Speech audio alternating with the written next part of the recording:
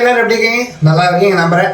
இன்னைக்கான வீடியோவில் நம்ம எந்த வண்டி பற்றி ரிவ்யூ எடுக்கணும்னு பார்த்தீங்கன்னா ஹீரோவோட எக்ஸ்ட்ரீம் 125R பற்றினா நம்ம இந்த வீடியோவில் நம்ம ரிவ்யூ எடுக்க போகிறோம். அந்த வண்டியோட பில்டு குவாலிட்டி, ஸ்பெசிஃபிகேஷன்ஸ், அப்புறம் என்னென்ன சேஞ்சஸ் எதாவது பண்ணியிருக்காங்களா எல்லாமே நம்ம இந்த வீடியோ முழுசாக பார்க்கலாம்.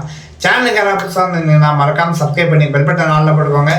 வாங்க இந்த வீடியோ போய் பார்க்கலாம்.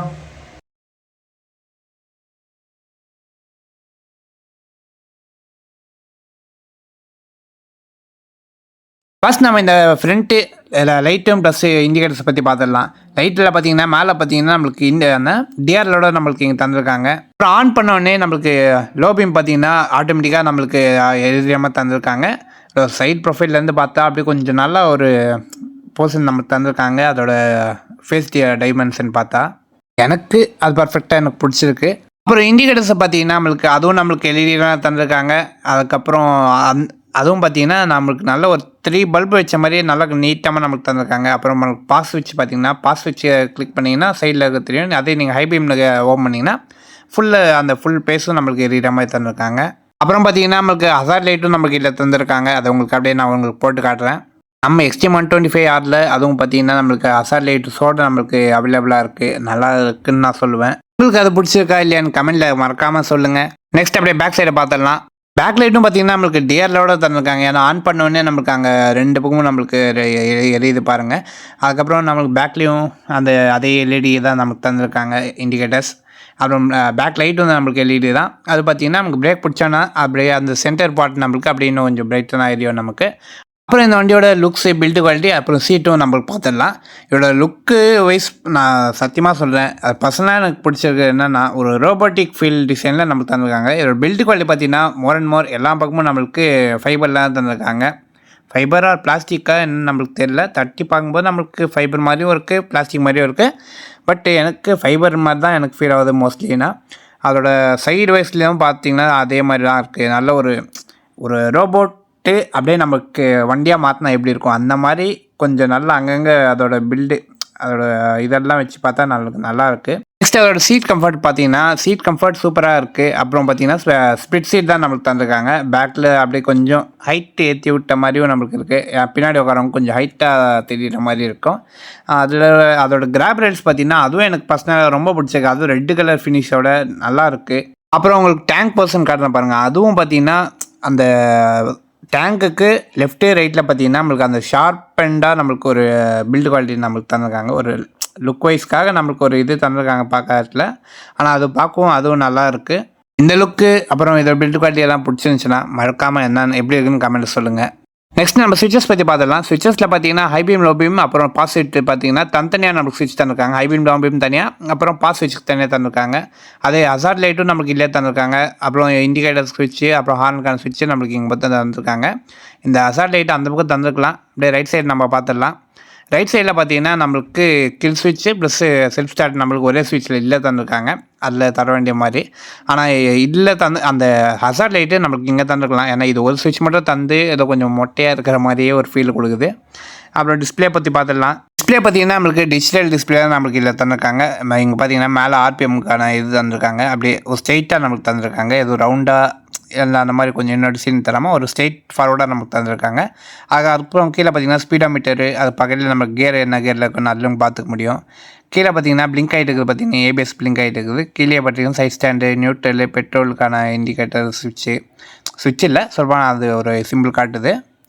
மேலே பார்த்தீங்கன்னா நம்மளுக்கு அப்படியே ஓடோமீட்டர் நம்மளுக்கு தந்திருக்காங்க. ஒரு 11 கிலோமீட்டர்ஸ் ஓடி இருக்குது. அதுக்கு கீழே பார்த்தீங்கன்னா டைம் இதை தந்திருக்காங்க. அதுக்கு கீழே பார்த்தீங்கன்னா நம்மளுக்கு ஒரு ஸ்டெப் பை ஸ்டெப்பாக நம்மளுக்கு தந்திருக்காங்க. அதுக்கு கீழே பார்த்தீங்கன்னா நம்மளுக்கு ஃபியூல் இது காட்டியிருக்காங்க. மேலே பார்த்தீங்கன்னா ட்ரிப் ஏ, அப்புறம் ட்ரிப் பி ஆப்ஷன்ஸ் தந்திருக்காங்க. அதுக்கப்புறம் பார்த்தீங்கன்னா ஆவரேஜ் ஃபியூல் எக்கானமி அதுவும் நம்மளுக்கு தந்திருக்காங்க. எவ்வளோ கிலோமீட்டர்ஸ் எவ்வளோ ஓடுதுன்னு நம்மளுக்கு பார்த்துக்கலாம். அது தவிர வேறு எதுவும் எக்ஸ்ட்ரா ஃபீச்சர்ஸில் trip A, trip B, odometer, அப்புறம் ஆவரேஜ் ஃபியூல் எக்கானமி அதுக்கான இது மட்டும் தந்திருக்காங்க. ஒரு 4 ஆப்ஷன் தந்திருக்காங்க டிஸ்பிளேயில். வேறு பார்த்தீங்கன்னா ஏதாவது அப்டேட் இருந்துச்சுன்னா உங்களுக்கு அப்படியே கண்டிப்பாக சொல்கிறேன் நான். எக்ஸ்ட்ரீம் 125R வாங்கியிருந்தீங்கன்னா இந்த டிஸ்பிளே உங்களுக்கு எப்படி இருக்குது, அது எப்படி இருக்குது, ஏதாவது ஓனர்ஷிப் ரிவ்யூ ஏதாவது இருந்தால் கண்டிப்பாக போடுங்க. நான் கமெண்ட்டில் படிச்சுட்டு நான் உங்களுக்கு நெக்ஸ்ட் ரிவ்யூ ஏதாவது இருந்தால் அதுக்கு ஏற்ற மாதிரி நான் உங்களுக்கு ரிவ்யூ போடுறேன் நான்.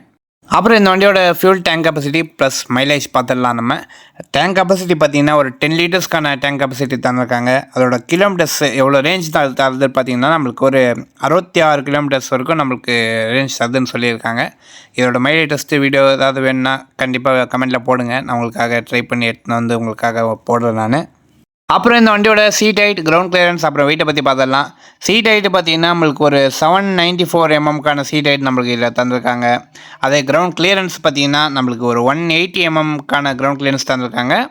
அப்புறம் இதோட வெயிட் பார்த்தீங்கன்னா நம்மளுக்கு ஒரு 136 வெயிட் நம்மளுக்கு இது தந்திருக்காங்க. ஃபைபர்லாம் செஞ்சுருக்காங்க. இருந்தாலும் அதோட பார்ட்ஸ் என்ன ஏதாவது சேர்ந்து நம்மளுக்கு இந்த அளவுக்கு வெயிட் நம்மளுக்கு தரலாம். இந்த வெயிட்டு நம்மளுக்கு பார்த்தீங்கன்னா ஓகே தான். அது அவ்வளோ பெருசாக நம்மளுக்கு வெயிட்டு தெரிஞ்ச மாதிரி தெரியல நமக்கு.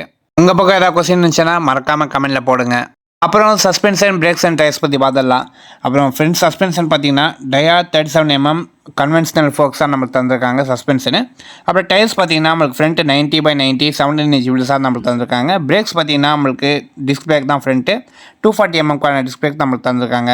வீல்ஸ் பார்த்தீங்கன்னா நம்மளுக்கு டைமண்ட் கட் அலாய் வீல் தான் நம்மளுக்கு தந்திருக்காங்க. வித் டியூப்லெஸ் டயர்ஸ் தான் நம்மளுக்கு ரெண்டுமே நம்மளுக்கு தந்திருக்காங்க. சரி, அப்படியே நம்ம பேக் சைடை பார்த்துடலாம். அப்புறம் பேக் சஸ்பென்ஷன் பார்த்தீங்கன்னா நம்மளுக்கு ஹைட்ராலிக் ஷாக் அப்சார்பருக்கான சஸ்பென்ஷன் தந்திருக்காங்க. அதே பேக் டயர்ஸ் பார்த்தீங்கன்னா நம்மளுக்கு 120/80 17 inch வீல்ஸாக தந்திருக்காங்க. அதே பிரேக் பார்த்தீங்கன்னா நம்மளுக்கு 130 mm ட்ரம் பிரேக் தான் தந்திருக்காங்க. இல்லை சிங்கிள் டிஸ்காக நமக்கு தந்திருக்காங்க. பேக் ட்ரம்மும் பார்த்தீங்கன்னா நம்மளுக்கு நல்லா தான் பிடிக்குது. அதில் எந்த குறையும் இல்லாமல் தான் நம்மளுக்கு தந்திருக்காங்க. Disc brake தந்திருக்கலாம். பட் ஏதாவது இன்னும் ஏதாவது நெக்ஸ்ட் ஏதாவது சேஞ்சஸ் இருந்தால் மறக்காமல் அதில் டிஸ்க் பிரேக் போடுவாங்கன்னு நான் நம்புகிறேன்.